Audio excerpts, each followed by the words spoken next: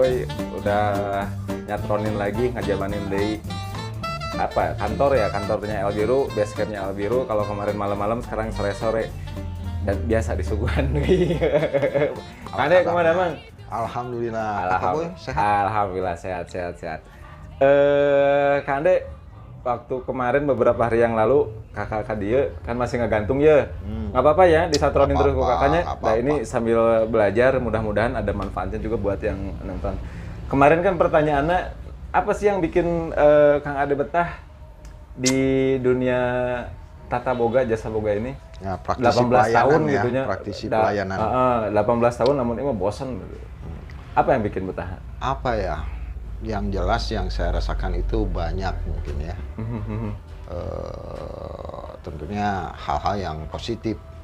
Tapi yang jelas yang sangat saya rasakan itu adalah pertama silaturahmi. Kita banyak relasi, banyak kenalan. Terus yang kedua apa ya? Jadi yang sangat saya rasakan itu adalah ketika mungkin menangani atau menjadi praktisi pelayanan di bidang catering tentunya. Jadi hal yang untuk seolah-olah melakukan hal-hal yang kebaikan itu sangat kerasa gitu ya. Sangat banyak peluang lah. Terutama mungkin yang buat saya pribadi adalah membawa kebahagiaan. Selalu bahagia. Kenapa? Karena mungkin kebanyakan orang yang atau para pengguna jasa catering ini orang yang sedang bersuka cita melakukan sebuah syukuran atau celebration atau dan kebahagiaan itu menular. Oke, soal bahagia masih masuk akal gitu ya. Bukan masuk akal, bisa kakak terima. Ini urusan silaturahmi urusan silaturahmi naon sih hubungan langsung biasanya kan bayangan kakak punten dijelaskan Kang Ade. Lamun misalkan yang order pasti ketemu lah itu silaturahmi. Apakah sudah itu? Kan udah order biasanya cukup. Udah selesai gitu. Tentunya ketika orang memerlukan jasa kita, ya diawali dengan ini catering mana nih misalnya. Itu secara personal kan ada yang menanganinya siapa. Itu dibangun dengan rasa kepercayaan mungkin terlebih dahulu. Kepercayaan. Terus ketika komunikasi, ini juga kan komunikasi untuk zaman sekarang itu beragam ya. Bisa via WA, telepon, atau tatap muka langsung. Tidak tatap muka langsung. Tapi hal itu bisa menjadikan salah satu komunikasi yang positif. Yang penting mungkin ada klik, chemistry, bahasa kerennya lah. Jadi kalau udah cocok tuh kadang-kadang produknya itu jadi second prioritas. Yang dibahasnya itu di ujung. Justru yang jadi utama itu sowan atau ya kayak ngobrol-ngobrol gitu. Model kia gitu kan. Jadi kembali lagi ke laptop misalnya untuk masalah pemesanan. Justru yang saya alami kebanyakan seperti itu. Karena apa? Orang yang bersuka cita tadi pada prinsipnya, apalagi kalau skala perhelatan yang besar, misalnya seremonial ataupun resepsi, tentunya kan banyak hal yang harus dikonsultasikan dulu. Nah, sebetulnya setiap orang yang memang atau para pengguna jasa ini ketika membutuhkan satu hal yang sifatnya ingin membahagiakan, pada prinsipnya kan ingin membahagiakan semua tamu atau acara tersebut. Tapi ini ada rasa was-was di sana, terlebih misalnya ini pelayanannya jangan waktu, kan banyak masalah waktu, masalah kecukupan, masalah ketepatan waktu, masalah ketepatan penyajian misalnya. Kan mereka juga nanti secara kalau sukses, kalau akhirnya bangga dengan sendirinya. Biasanya yang banyak tadi kan untuk membangun rasa kepercayaan nyaman. Biasanya yang dikhawatirkan oleh klien atau pengorder teh naon? Dalam hal apa? Kan kredibilitasnya udah jelas nih, memang kita pernah gitu. Justru gini. Dalam hal apa gitu biasanya? Justru gini. Para pengguna jasa kita biasanya ya secara simpelnya kan pokoknya pelayanan kayak tadi, tepat waktu, enak, cukup ya, kecukupan misalnya, jelas lamun teu cukup kan ngerakeun. Teu was-wasieun kurang. Iya, karena apa? Kita seolah-olah gini, kalau yang saya rasakan itu, seolah-olah apapun yang kita sajikan, itu akan membawa sebuah kesan. Kesan buruk bakal ingat. Tapi kalau yang kesan standar mah kadang-kadang lupa. Justru yang akan juga guru lamun misalkan nu bangor jeung anu pinter. Anu biasa-biasa mah urang kaliwat. Nah, nya kadang-kadang gitu. Jadi kita selalu berusaha karena apa? Ya, prinsip yang kayak kemarin lah kita berbicara, membahagiakan orang itu salah satu prinsip kita. Tidak hanya orang sakit yang harus dibahagiakan, orang yang lagi bersuka cita, setidaknya kita bisa menjembatani apa yang menjadi keinginan mereka. Apalagi kalau di luar ekspektasi.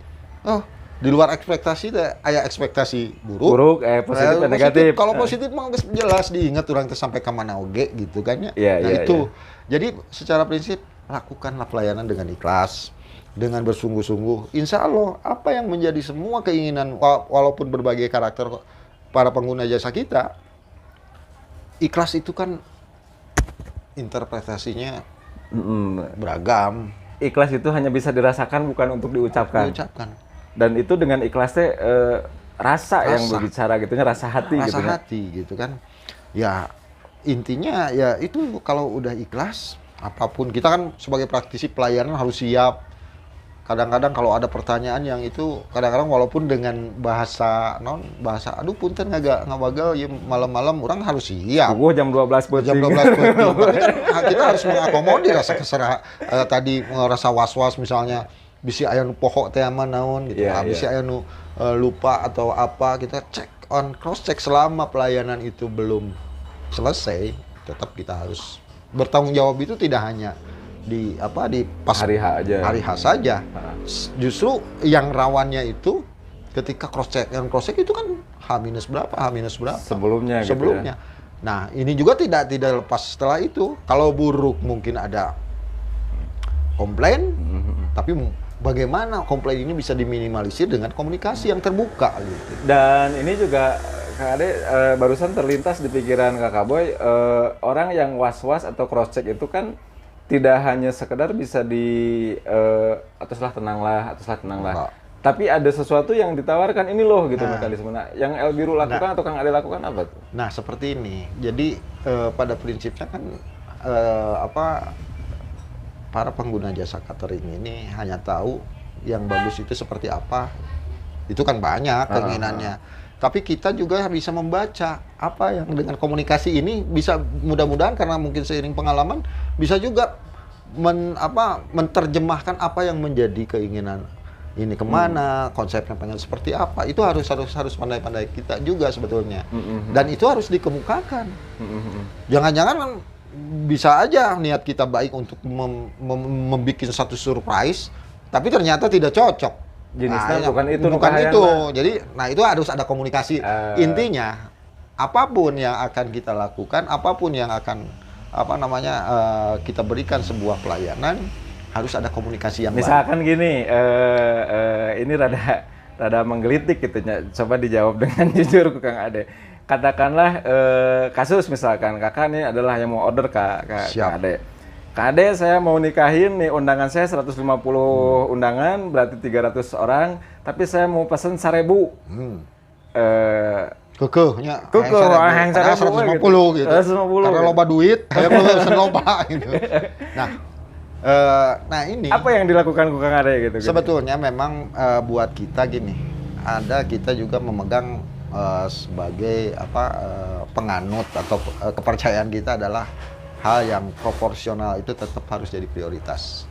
Kenapa? Dalam agama yang berlebih-lebihan itu kan tidak baik. Iya. Kulo wasalamu ala tusrifu. Nah, itulah Pak Ustadz dah lebih paham. Makan dan minum tapi jangan berlebihan gitu ya. Karena gini, kalau buat kita ada formulanya. Oh gitu. Kita punya formulanya.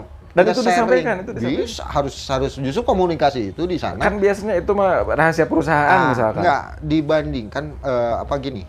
formula itu berdasarkan misalnya kan rumusnya, kalau formula itu pasti ya ada rumusnya. Nah, rumusnya di mana misalnya dasarnya? Kan itu yang dipertanyakan.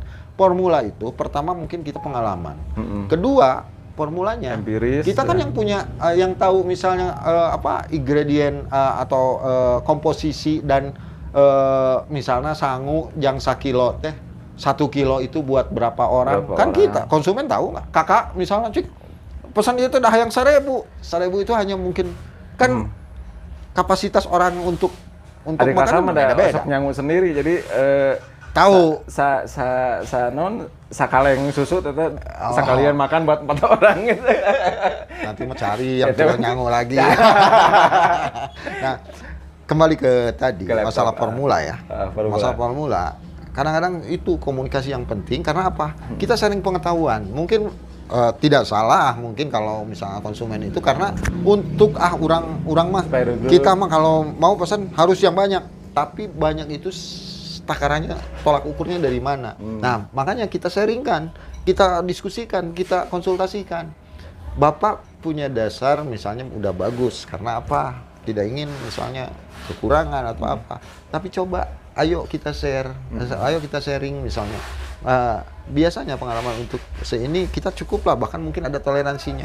Dikasih pengetahuan tentang misalnya pelayanan atau ada standarnya gitu kan, dari kuantiti, dari teknik penyajian juga ada kan. Secara prinsip makanan panas harus disajikan panas, makanan dingin harus disajikan dingin. Itu sebetulnya kalau kan konsumen jarang mungkin sampai ke sana. Tidak kita semuanya tahu, mungkin ya, ada 1-2 yang tahu, tapi banyak yang udah tahu kan. Sekarang penikmat makanan itu banyak yang tahu detail gitu kan, dari teknis penyajian atau dari teknis itinerary-nya. Dan itu disampaikan bukan? Disampaikan. Seperti formulasinya kan tadi, rumusnya dari mana? Pertama pengalaman gimana? Satu misalnya, kita juga menerapkan ada pemesanan 2 kriteria lah. Ada pemesanan maksimal ideal. Pemesanan ideal itu seperti apa?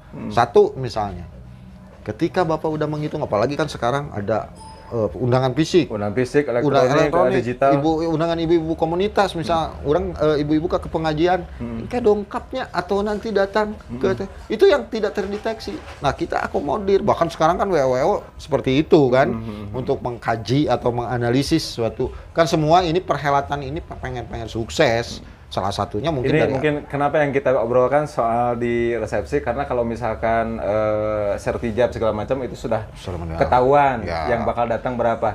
Tapi yang tetap saya masih ingin tanyakan, apakah hal-hal yang sifatnya kalau kakak bilang mah itu rahasia perusahaan itu, Kang ada sampaikan secara terbuka gitu. Ya, karena gini.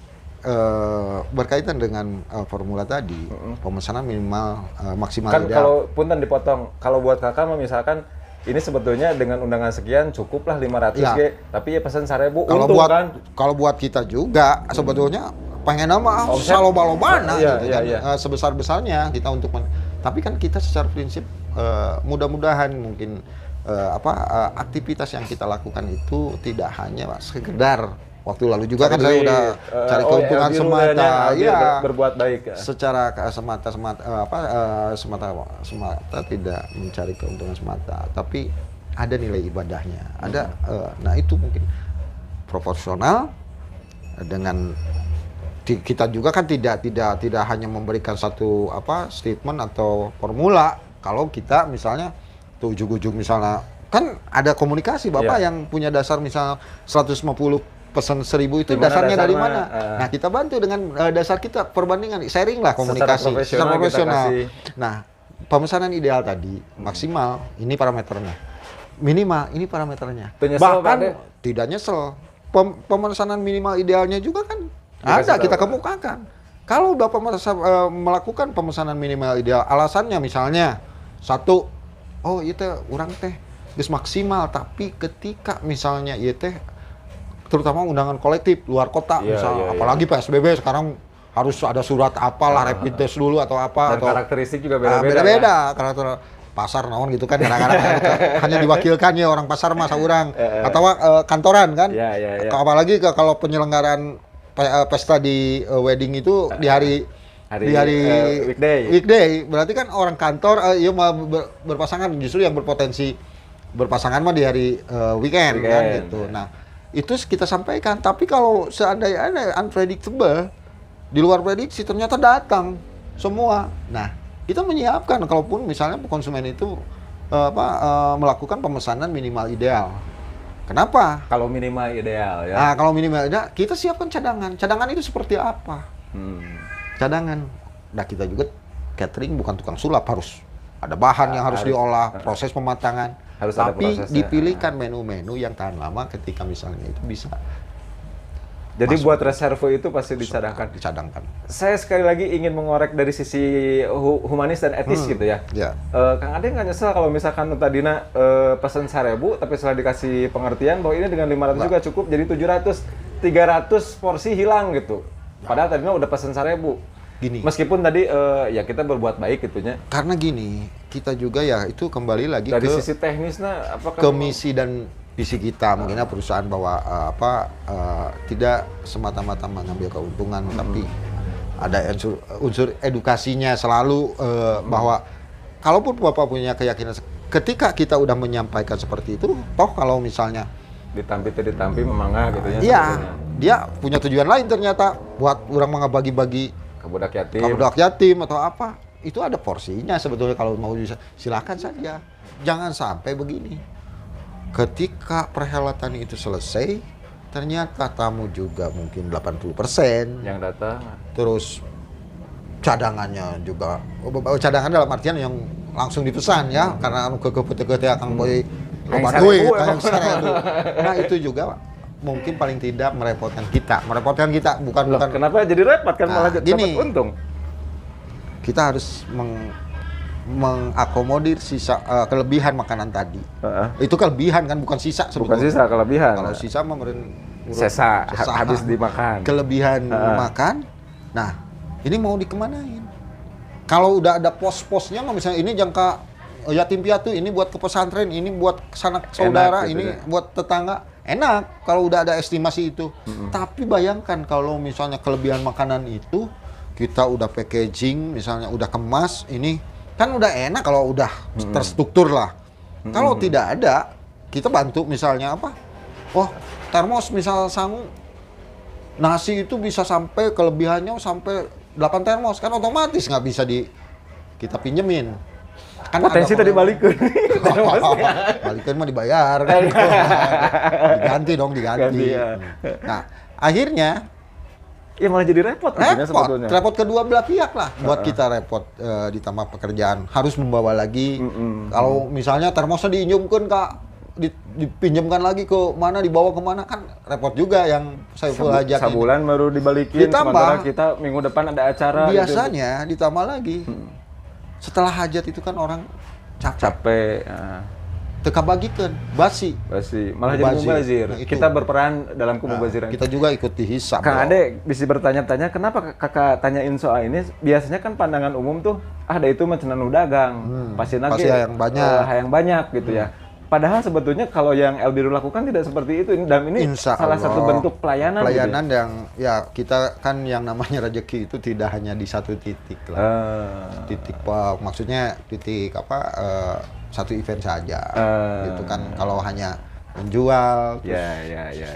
Itu kan prinsip memang secara prinsip ekonomi ya itulah menjual hal kecil misalnya yang saya tahu, misalnya menjual sebanyak-banyaknya dengan itu kan lebih. Tapi kalau untuk hal ini jadi tidak semata-mata kejar omset gitunya, dan berkah juga, barokah. Nih jadi menggelitik deh satu. Kang Ade kan meskipun ini ya Elbiru baru berapa kemarin teh? 5 bulanan ya, 6 bulan lah. Tapi selama 18 tahun Kang Ade berkecimpung di jasa boga. Pelayanan malah alhamdulillah saya punya pengalaman 18 tahun gitu ya. Nah, dengan kejujuran seperti tadi, apakah itu yang Kang Ade rasakan? Apakah itu memang yang mendongkrak usaha Kang Ade? Alhamdulillah sejauh ini yang kerasakan itu merupakan investasi besar buat saya. Bukan hanya modal gitu. Justru investasi besar itu di sana. Maksudnya bukan hanya modal kepercayaan itu adalah hal modal yang paling Jadi koreksi kakak kalau salah. Tadi di awal Kang Ade bilang bahwa kenapa betah di sini karena ada silaturahmi. Silaturahmi juga membangun kepercayaan. Setelah membangun kepercayaan, harus itu malah jadi modal gitu ya. Kan gini, ketika orang tidak pesan itu tidak hanya produk kan diawali gitu. Tadi kan? Iya. Dia tidak hanya justru sisi lainnya di luar produknya kadang-kadang yang jadi second prioritas, tapi klik tadi chemistry-nya tadi yang membuat bagaimana membuka komunikasi itu karena ada chemistry. Iya. Ketika orang percaya, karena akan menimbulkan seumur hidup kalau percaya namanya. Ya, seumur hidup ketika kitanya masih ada, mereka juga masih ada, pasti bakal balik lagi ke kita. Sebetulnya memang gini, kadang-kadang saya pengen nulis buku gitu kan. Depan saya nulis buku dalam artian siapa aja yang bisa mempromosikan? Bukan mempromosikan, justru gini, ya justru pengalaman-pengalaman ini buat cerminan buat kita ketika misalnya hal-hal yang banyak sekali hal yang